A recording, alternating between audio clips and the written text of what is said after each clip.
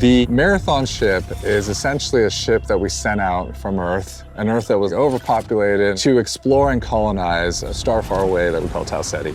In a lot of ways, it's like the tale of humanity trying to go out into the dark void of space, find a place to colonize, and failing terribly at it.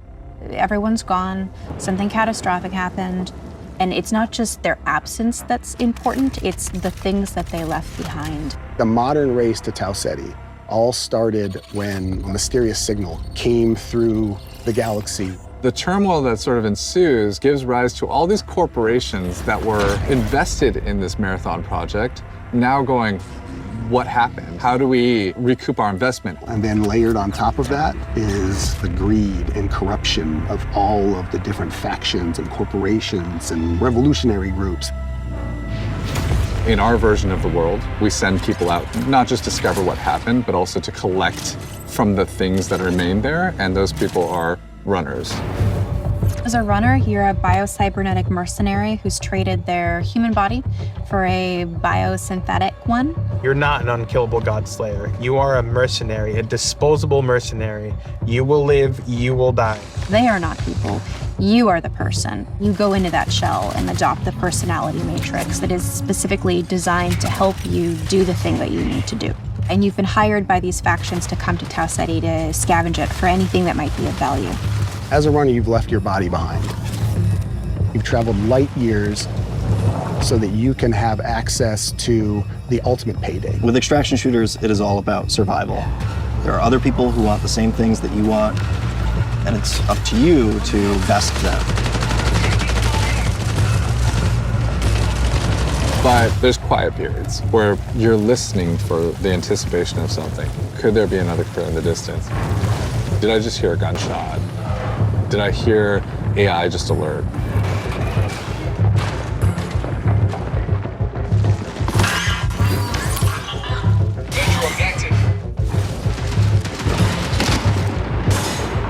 And then there's the loud, bombastic action moments where the minute something is alerted, the minute you're in that fight, now it's go time. Players particularly pose a lot of danger to you. They can make a lot of decisions that you might find illogical and completely trick you into scenarios. Sometimes the best loot box is another player that you see along the run.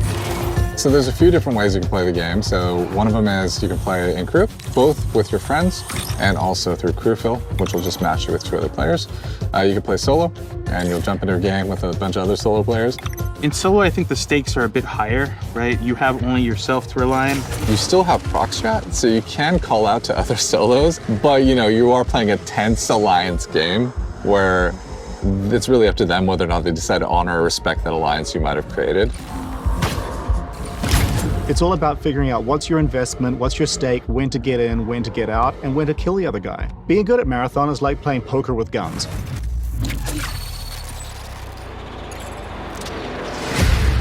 One of the things we've really focused on is making sure the environments are selling the tone we want to hit with the game. We've brought a little bit of groundedness, a little bit of grit, a little bit of darkness, a little bit of that mood that kind of is necessary for an extraction shooter to feel dangerous. Our biggest goal has always been player immersion.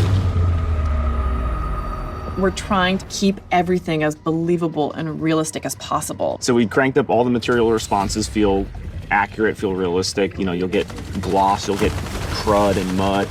And no one of those things is all that sexy, but when you layer in just a little bit more, responsive to light, a little bit more responsive to the player, things will part, water will pool. Layer in all these different things, the world becomes much more alive. It feels like a real place. And then when you're feeling like a real place and you feel in danger, now your run matters.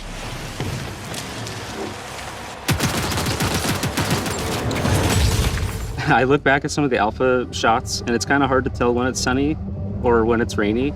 Weather feels like weather now. But like when it's sunny, you get this really nice bleaching effect. It feels bright. It feels warm when it's sunny now. I feel like we're just celebrating that color so much more. I think it just contributes to the whole effect. So we have dead bodies in the game now. We also have like decay on the runners themselves. Like you'll actually see them fall apart. We're actually dropping the body. The body stays there and the body slowly decays over time as you loot it. So you come into a room and you see a bunch of carnage, but you see one body is still pristine, you know that their killer is probably close and you are not safe. If everybody is just a messy goop, you're probably okay. Audio is a huge gameplay component in Marathon. Every sound plays a function.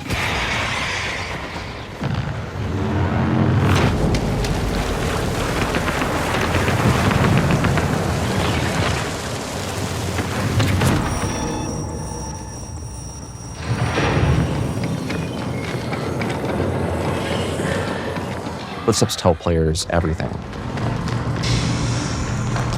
It's telling you what is the type of threat that's around you, where are they at, are they above you, are they far away, are they close by? So if I'm in bioresearch and I hear a particular material type, I know, hey, they're on the second floor and they're in this room. Our hero is the world. So we're constantly trying to figure out where can music help. Been on perimeter, which we talk about as a more friendly zone to new runners. You are still gonna die a lot. Attention, unauthorized runner. You are trespassing in a military security zone.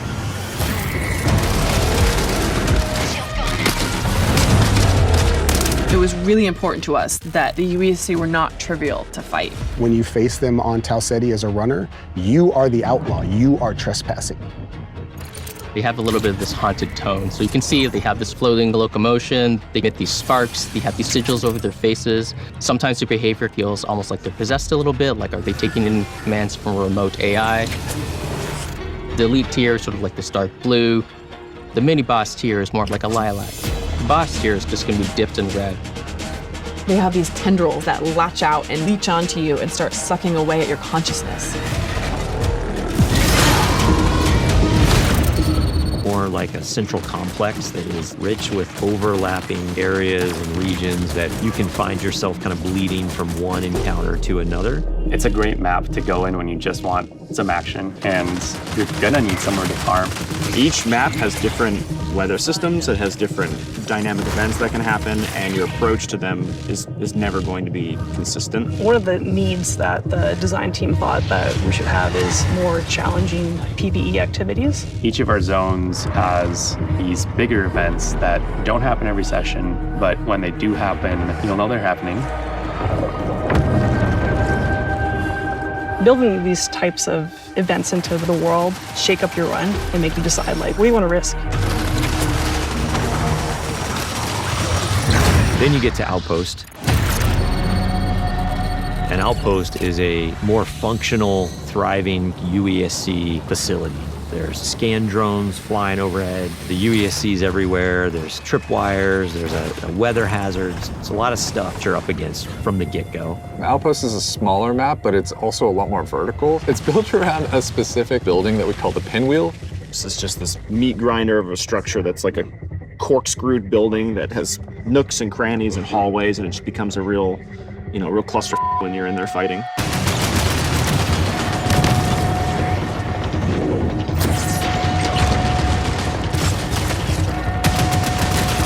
The floor is raised on Outpost and nothing is free.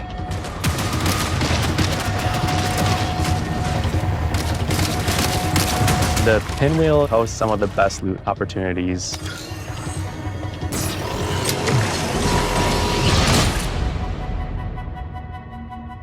The character you're going to spend the most time with is the zones. Understanding each personality of every zone. That's the storytelling every player gets. Every time you're on the planet, you can look up and see the ship floating and looming in the skybox, reminding you of why this place even exists, but also reminding you that something up happened here, and you got to figure out what it was. There's a ton of different runner cores for each runner. There's over 400 weapon mods. Like, it's just an outlandish number of items to collect. There's going to be a really interesting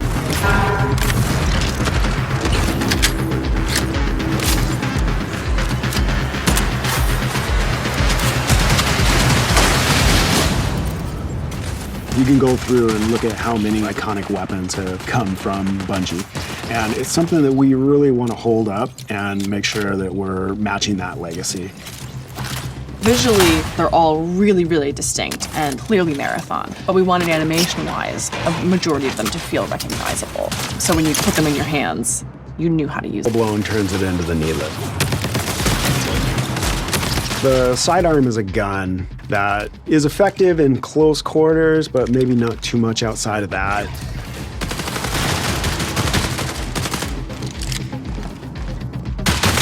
But the gold mod on this gun puts a suppressor on it, and then when I kill something with this gun, I turn invisible. And then that lends it to other build crafting if I want to sort of stack into how invisible can I be.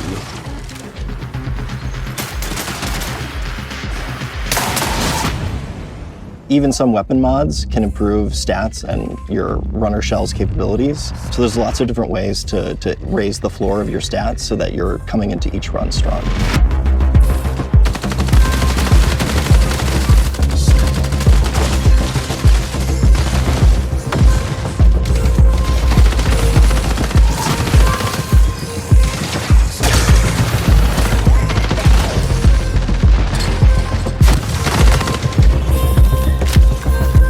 Runner shells are a bioprinted body that you inhabit when you go down to Tau Ceti to scavenge the ruins of the Lost Colony.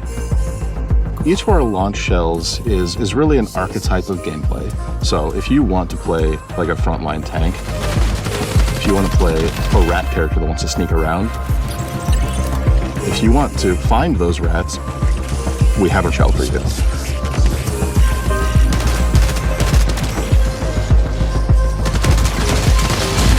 Into a playstyle that you want.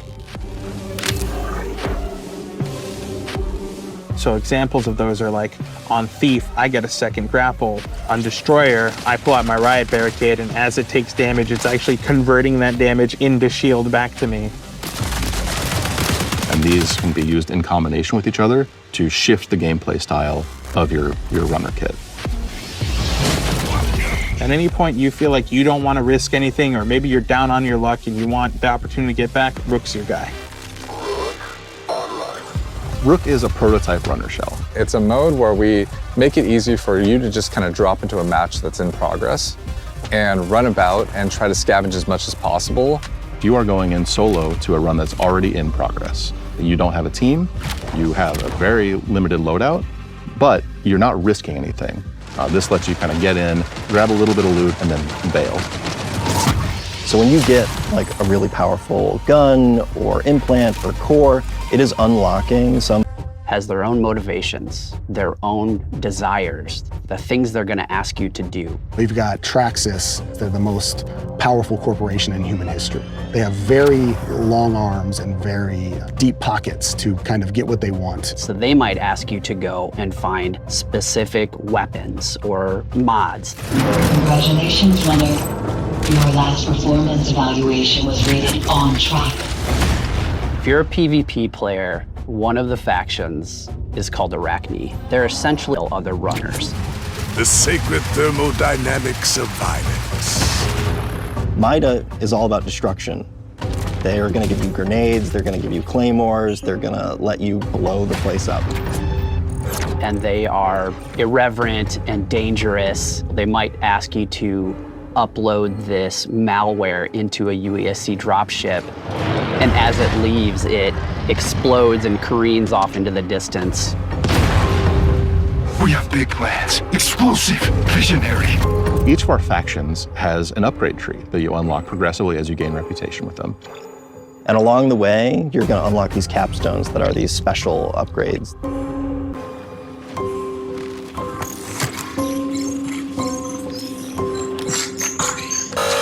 Access denied. Darius, you know me. Did you miss your last round of maintenance? Don't search. Don't dig.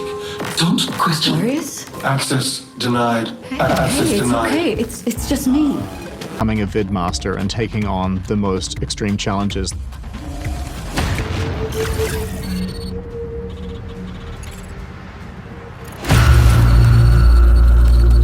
The Marathon ship is the hardest place to survive in this game. And if you're not ready to take your best stuff, well, you're not going to survive.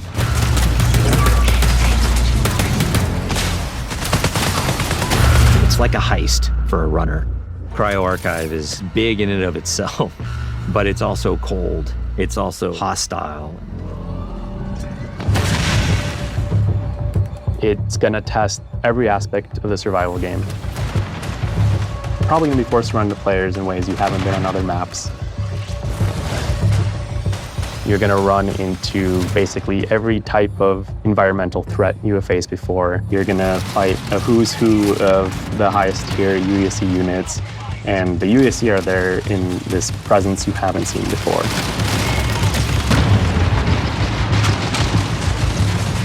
It's really cool because each of the vaults is more successively challenging than the next. And that 7th vault is where you both are going to get the coolest thing, but also where you're going to learn the most about what happened to this place. At some point in your journey in Cryo Archive, you might start wondering if the UESC are there to keep you out or if they're actually there to keep something else in.